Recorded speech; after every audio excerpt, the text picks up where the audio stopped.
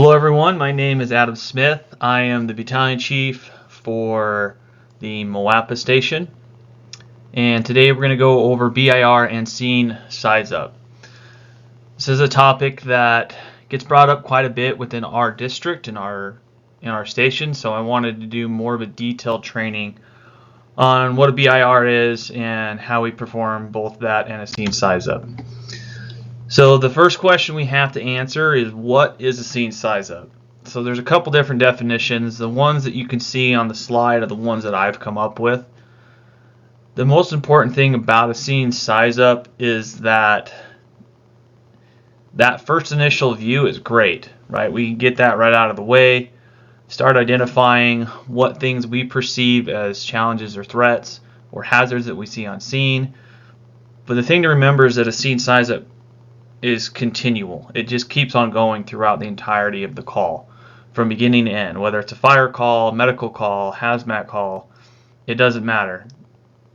A size up, you have to continue to have good situational awareness and continue to size up what's going on, what you see, what you need next, and what you can anticipate is going to happen in the future.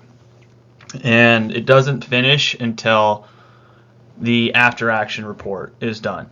Once that's done, the scene size up for that scene is finally completely finished. So it goes for a long time. So let's practice sizing up a house that we have in our local area here. So here's a home. It's on Lawson Drive. For those of you who aren't familiar with the Moapa area, Lawson is directly off the 168 when you're headed north on the 168. You turn right on Lawson. This is just about halfway down, and it's at 705 Lawson Drive. So what I would challenge you to do as you look at this is start sizing up this for a fire response, and pick out things that you would see that are challenges or hazards that would be presented to us as far as a fire response. So one thing you can see on this is lots of trees, right? That's a hazard if this house is on fire because of exposures. Those trees are going to go up if that house is ripping, and that fire is going to spread uncontrolled unless we can get in a good spot and position ourselves in a good place. Another hazard that's presented on this fire is how far away it is from the road. So at the very bottom of the picture is actually where the road is at, and the setback from the road is probably about a good 100 feet. So that's another problem that we're going to have in pulling lines to that front door, is that half of our cross lay is going to get eaten up by just deploying it to the front door. Another issue we have is access to the trailer or the house itself, right? You can see over here on the left side, you've got a driveway and it comes clear around in a crescent shape, but that's not very conducive for our units, especially if we're trying to get a good path of egress and trying to maintain a safe distance from the fire building. It's not a good place to be, and we have limited amount of apparatus we could even put in there if it was something that we committed to.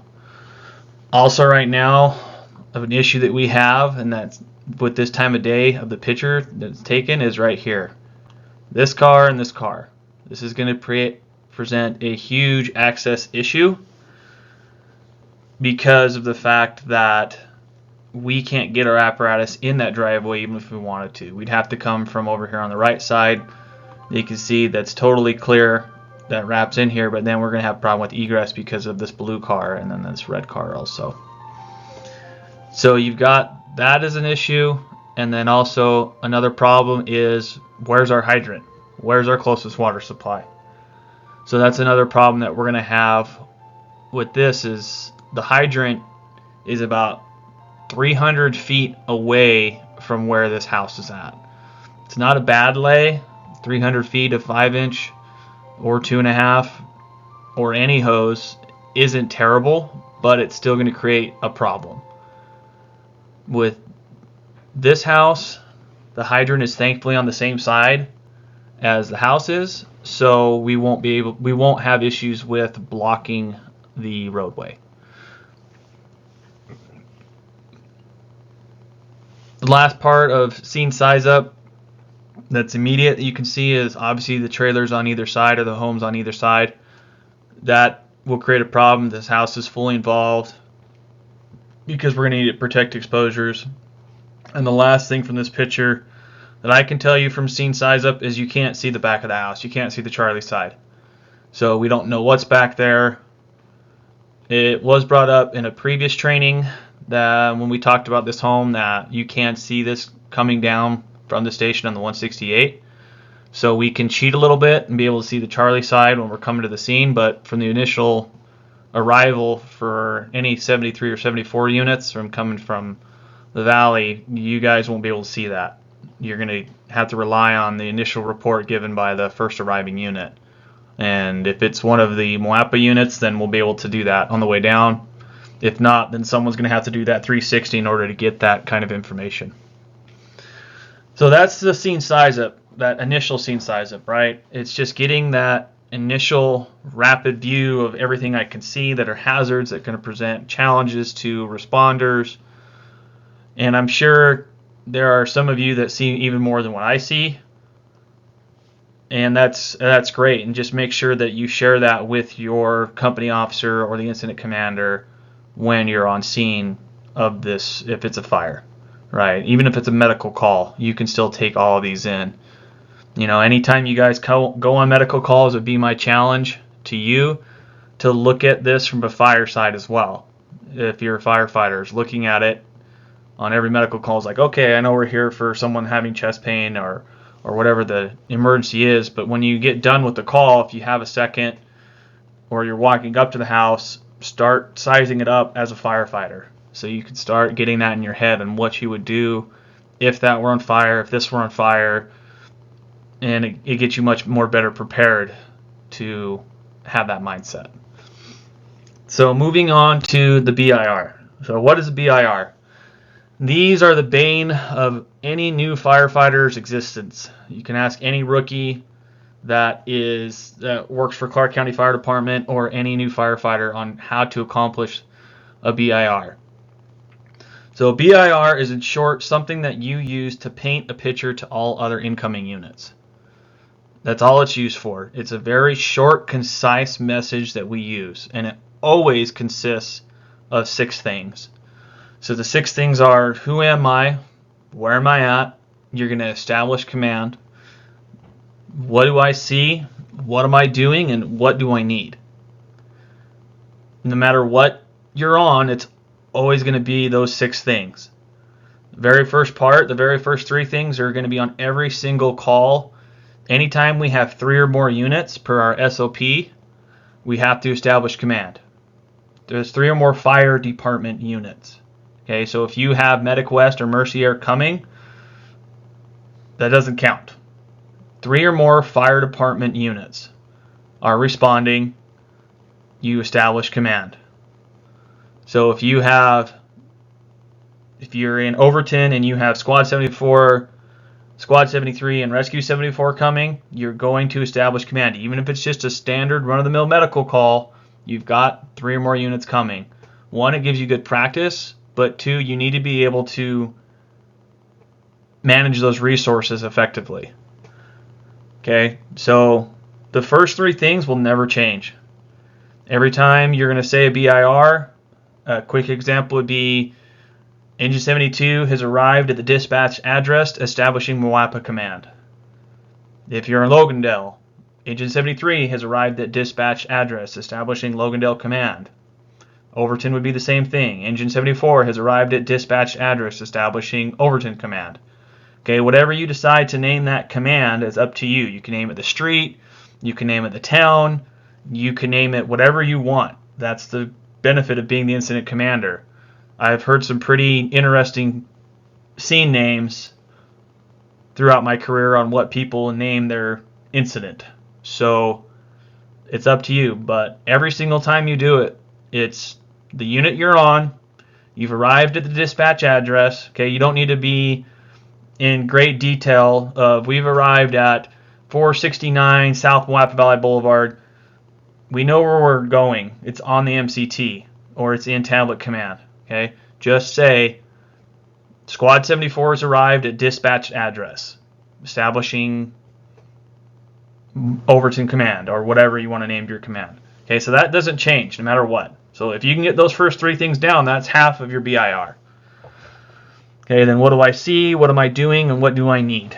Those are the last little bits that we have to get through. And again, these 6 things don't change no matter how many times you do a BIR.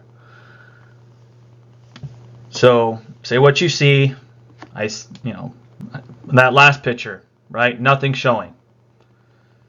If you go to the previous slide, there's nothing showing on it. You say, what am I doing? So what's your strategy? And then what do you need? As far as, do you need water supply? Do you want the next in unit to come assist? Do you want units to reduce? What do you need happening? So let's go over what am I doing, the strategy, because this gets confusing for a lot of people. And we have a document that helps with it, and I'm going to show you guys what that is. So you can get kind of better on the verbiage of what am I doing. This is the worksheet that I was talking to you about on the previous slide. That is the Southern Nevada Fire Operations Incident Command worksheet. So this worksheet is what all of the departments in Southern Nevada operate from. We're not going to go over the entire worksheet. There's a lot in here. It's confusing unless you've worked on it. The reason I'm bringing the sheet up, though, is in the BIR there's a question of what am I doing, and in there I put a strategy. So if you look on the top left of the sheet, there's command mode and strategy. I kind of zoomed in on it down there at the bottom of the screen. So command mode is something that we do if we don't see fire, we see fire and we need to get fast water on it, or we're going to stay in command and have other people do those things for us. So what do I mean by those different command modes? So if you stay in command, you're the incident commander, you stay in command, that means you're going in command mode. So that last one on there is command. So that's what you're doing. You're staying as the incident commander and you're letting your crew go off with another crew. Okay, so you're going to stay in command, you're going to let your crew go off and do their thing until the next crew arrives on scene, and then your crew will join their crew or get assigned to them by you, and then they will go in and do the work. Okay, you're not going to go in with them if you stay in command. All right, you can go mobile as the incident commander and do a 360 of the building so you can get a better viewpoint of what's going on, but you're not going to go in and you're not going to be in fire attack, you're not going to be doing any of that because you are the incident commander. Okay, investigate is exactly what it sounds like. You're going to let people know again. Engine 72 has arrived at dispatched address, establishing loss in command. We have a single-story, single-family residence with nothing showing. Command is going to investigate. All units continue in. Command will be mobile. So that lets people know that we're all going to go investigate and that I'm going to be moving. Anytime you're going to be moving from the rig, you need to say command will be mobile. Because we're going to expect you as the incident commander to be in one spot so we can find you, and if you're not, it's going to be frustrating because we don't know that you left or where you're at. So at least if you're mobile and you say that you're mobile, we can know that you're walking around. You're not going to be at a rig. Okay, obviously the last one is fast attack. So the fast attack, I feel is fairly self-explanatory. Means you're going to show up, we're going fast attack. You're going to pass command to the next incoming unit at that point. Or you're going to go in fast attack and the next incoming unit will say, dispatch, engine 73 has arrived. I'm going to assume command, and then you're going to start being the incident commander. So pretty much if you say anything but command mode, that command should be passed or should be assumed by the next incoming unit that comes on scene. The last two down there are strategies. So if it's something that you see that's a working fire that we need to declare a strategy, then you can, right? Either offensive or defensive. There's no transitional. That verbiage is taken out. So if it's an offensive strategy, that means we're going to go interior, we're going to fight the fire. If it's a defensive strategy, we're going to stay exterior and darken it down. And then at one point, if we need to, we could transition to an offense, but that depends on the situation. So those are your strategies and your command modes. Depending on what you're at and what you're doing, you can declare either one of those. So here is our same home that we have, but now instead of doing a scene size up, we've already performed that. Now what I want you to do is I want you to practice doing your BIR. Okay, exactly what you see is what the scenario is. There's no tricks. It's nothing more, nothing less. So what you see is what you're going to say. So go ahead and pause this for however long it's going to take you, 10, 15 seconds, to give that BIR to get your practice in. So again, if I'm going to give this BIR for this specific residence, it will be Engine 72 has arrived on scene at the dispatched address, establishing loss in command. We have a double-wide manufactured home with nothing showing. Command will be investigating. All units continue in. So something simple. If you wanted to use single-story, single-family residence, okay, that's fine, because that's exactly what it is. It's a single-story, single-family residence. If you want to say it's a double-wide, because you notice it's a double-wide manufactured home, single-wide manufactured home, whatever it is, just be quick on how you describe that building. Okay, we don't need to know that it's a white house with a brown accented roof and that there's two cars in the driveway, and one's blue and one's red, and there's multiple trees. Like, that's a size up. We don't need that. A BIR is exactly what you see and as quickly as possible, right? A brief initial report, or a brief incident report is another way to think of it. So again, Engine 72 has arrived on scene at the dispatched address, establishing loss in command. We have a single-story, single-family residence with nothing showing. Command will be investigating. All units continuing. So it goes all through those 6 steps that quick. Okay, so that's a BIR. That's how we get through that. So, are you ready? Because now we're going to get more into the fire scenario. All right, we did our practice. Did everything we could to get ourselves ready. Here's the actual fire scenario for today. Okay, so you are dispatched to a structure fire with reports of black smoke coming from the Bravo side gable vent. There is no wind and all occupants are outside. The homeowner meets you and says that they were in the kitchen when they smelled burning plastic. What's your first thought? Already, based on that. Burning plastic. Maybe left the burner on, maybe they were melting Tupperware, electrical fire. Right, so you're already starting to get ideas of what's going on. Okay, so here's our house. So this is you approach from the Bravo side, and obviously we can see there's black smoke coming from the gable vent. So the gable vent or attic vent, as you can see, is right there at the top. Right here, up at the top. Right, that's our gable vent, and we can see all the smoke coming from right there. So what does that possibly tell us? Well, it would tell me that this house is on fire and the fire is in the attic. Okay, it's not coming from the windows, it's not coming from the doors. If you look at this door right here, okay, there's nothing there. There's no smoke. There's no evidence of fire. Same thing, there's this window over here. There's no smoke, no fire, nothing. All the smoke and all that fire is up here at the top.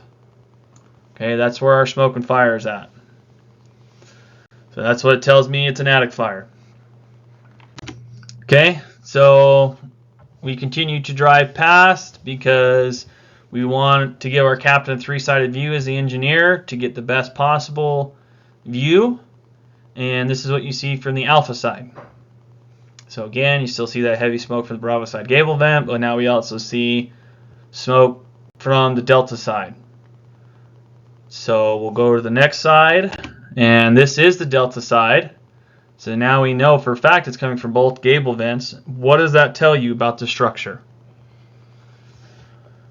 Well, what it tells me is that that could be a common attic. That means that that attic, there's nothing, no fire stops from one side to the other. Or that they've drilled in utility chases or utilities into the OSB they put up or drywall they put up in between, and the fire is pressurized enough, smoke's pressurized enough that it's going and coming out of the delta side. Okay, more likely for me, I'll be honest, to me this is more screaming an open attic from Bravo to Delta. So what's your BIR? Give me your BIR on this fire. So you can pause it again and you can do that.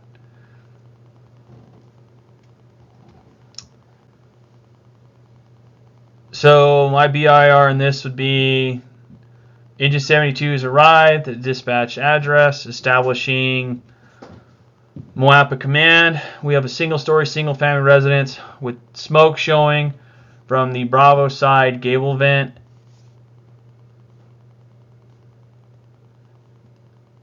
Engine 72 would be doing fast attack. This is an offensive strategy. Next in unit, grab me water supply. So again, quick, right through it, tells everybody what I'm doing, what I see. I could change my BIR a little bit to say that we've established Moapa command. It's a single-story, single-family residence with smoke showing from the gable vents on the Bravo and Delta side.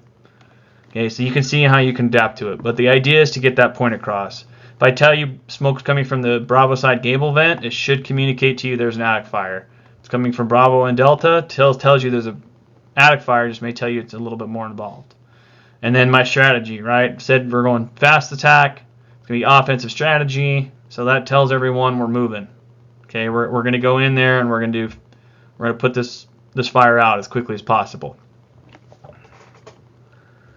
So now we're going to have our crews go interior. So this is inside the structure from the front door. So what's your follow-up report to the incident commander? So follow-up report is exactly what it sounds like. You would say command from fire attack, right? Because at this point we've assigned fire attack. We're not going to go through the assignments because that's not what this training is about. This training is about doing the BIR and the scene size up. But an assignment that you would make on this is obviously fire attack. Fire attack would then give a follow-up report. Command for fire attack. Fire attack is making entry in the structure, par of 3. We have clear conditions, no heat, no smoke. In fire attack is going to be investigating further, if you want to say that. You don't necessarily have to say that, but if you feel the need, sure, go for it. It's not something that's imperative, though. Okay, the gist of it is that we're giving that follow report of fire attack is entering the structure, par of 3. We have clear conditions, no heat, no smoke. We have no needs at this time. We're going to be investigating further. So let's command what you know you're doing. Okay, and this is what we expect to see, right? This is an attic fire. So if it's an attic fire, you shouldn't see inside conditions. The inside conditions should be great. Unless for some reason there's a hole somewhere in the ceiling and then smoke starts pouring down to the house. But attic fires look like this.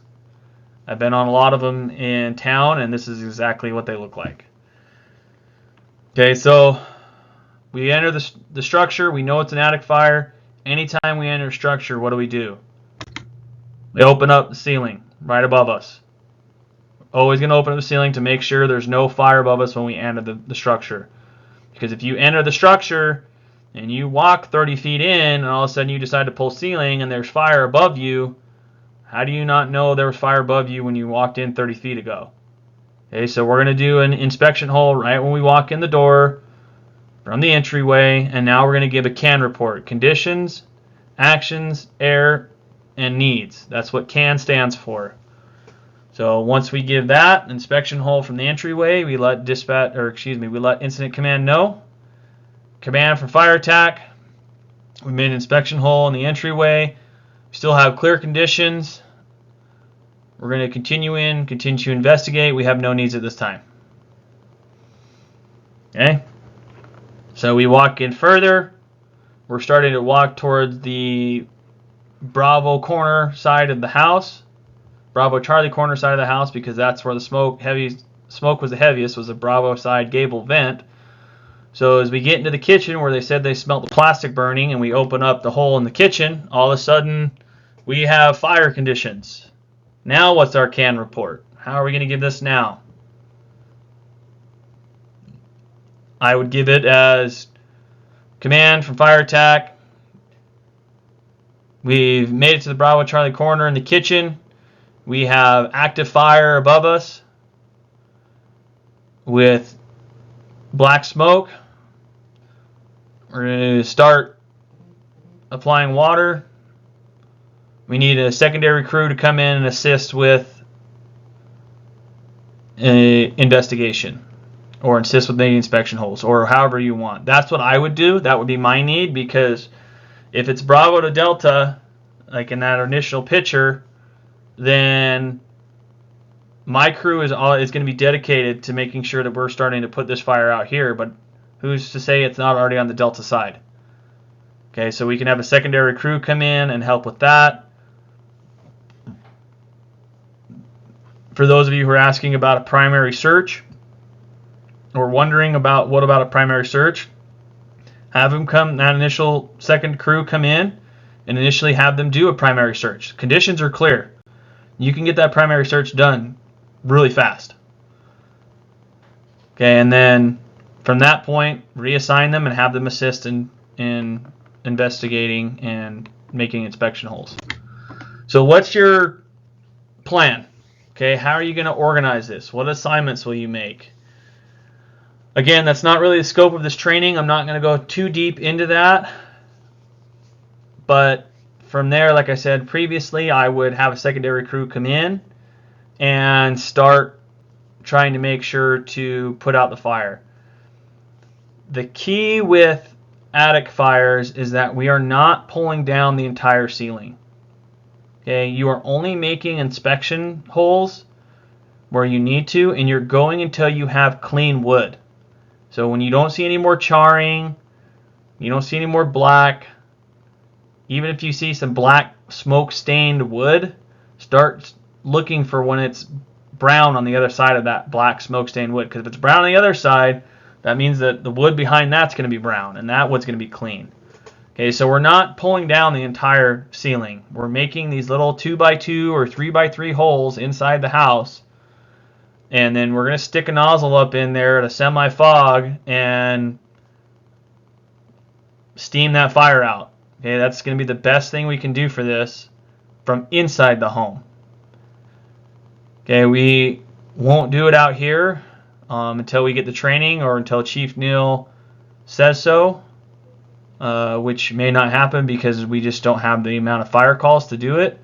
But in town with an attic fire, the best thing that we can do for this is vertical ventilation. Is get on the roof of that house and cut a hole over where the fire is at to start letting that fire vent out from the roof instead of trying to find it from underneath. There are also attic accesses you can use inside of a home in order to get your head up in that attic space and see where the fire is at. So there are multiple ways that we can do this. Again, with vertical ventilation, that's what we use in town, and we have crews that are highly trained and train on roof operations all the time. Out here we don't have that opportunity, so we're going to do the best that we can from inside the home. So the next part of this is, where are you going to put your apparatus? So we had a couple conversations about it. The optimal place is obviously putting your engine right here, because that lets my crosslays go right into the door. Okay, if I'm in a three-sided view though, I'm going to have to pull all the way over here so that my captain can see this side of the structure. So now our guys are going to have to drag the hose back through here.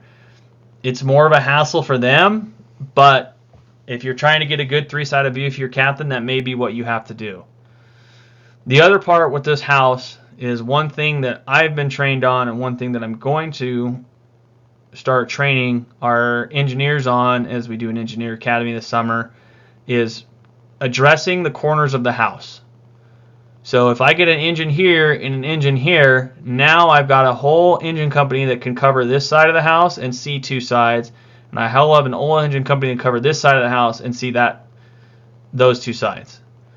So it gets us a better place to take care of the home, and then we have engines on both corners, and we have access to multiple sides of the home and multiple views of the home. The last part of this is where you'll put your apparatus. We don't have one now, but I'm pretty sure we'll get one in the future, as a ladder truck. Is where are we going to put our truck in here? That's going to be up to your captain and your engineer driving the truck, but wherever there's room, pretty much. Hopefully everyone remembers there's room, and if you get an engine and parks in a corner here and parks in a corner here, guess what? We have a nice spot right here in the middle for our truck to park. Okay, and we'll be using that for master stream applications more than roof access. All right, so here's the last part about attic fires.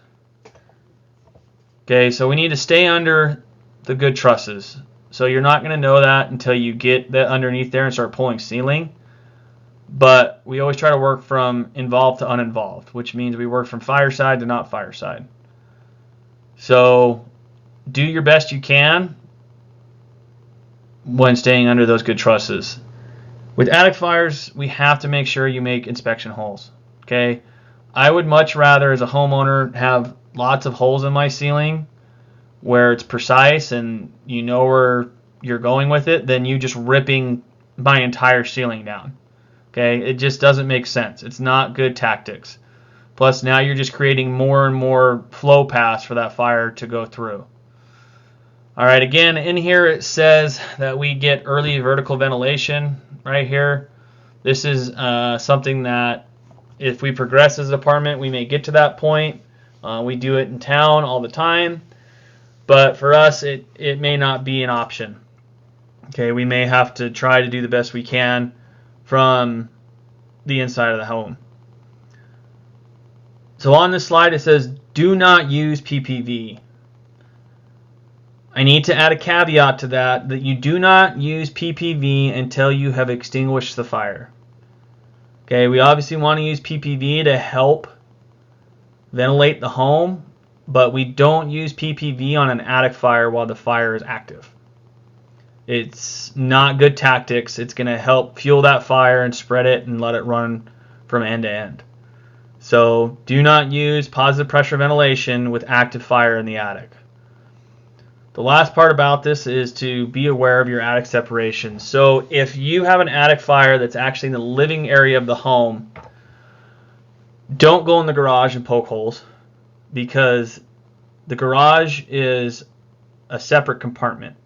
If you poke a hole in the garage, it's going to be completely separate from the house. It has its own double sheetrock that's an hour rated, that its fire's not going to spread into the garage, and vice versa. If you have a fire in the garage, unless it's been going for a really long time, you don't need to go poke a bunch of holes inside the house. Okay, that's compartmentalized. You may have to go make one or two just on the outside of the garage to make sure it didn't get through, but you're not going to be stabbing a bunch of stuff in there. So just like I said, just because there's no signs of fire under your inspection hole doesn't mean there's not another. So just because you go one place doesn't mean you're not going to have fire somewhere else. So I know it's kind of almost contradicts what I was just saying about not going in the garage, but again, the garage is totally separate. If you have a fire on the inside of the home, stay in the inside of the home. Look for fire inside of the home. If you have a fire in the garage, that's when it gets a little bit different, because you may have extension into that. But again, the most important part of that, guys, is making sure to pull ceiling until you reach clean wood. If you reach clean wood before you even get to the garage, then great. We're good. Okay? You can make sure to double check if you want to, but you go until it's clean wood. Okay, and that's what those attic vents are for, attic accesses are for in the inside of the home. In order to get to those, you're going to need an attic ladder. which we have on all of our trucks. So make sure you take an attic ladder with you if we have an attic fire. So that's the entirety of the training for BIR and seeing size up as far as attic fires go. Again, we're going to use a fog nozzle on a semi-fog. You're going to shove that up in there and turn that on and let that semi-fog and those fine particles create steam to help suppress that fire. That's going to be the best because it's an enclosed, compartmentalized space. So that's going to be the best application, the best use for in ceiling, coming through the ceiling and not coming through the roof. If you guys have any questions or if any of this was confusing, please reach out to me by phone or email and I will answer any questions that I can. Other than that, keep on trading and keep on doing what you're doing, and we'll see you at the next training.